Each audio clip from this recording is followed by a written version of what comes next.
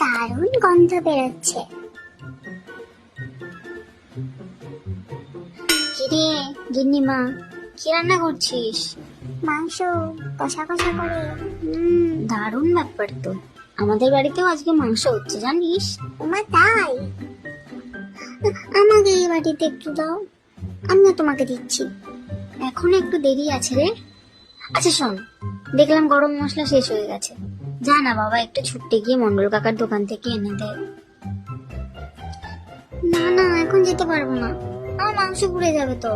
আমি আছি তো, আমি নামিয়ে দেবো। A few moments later.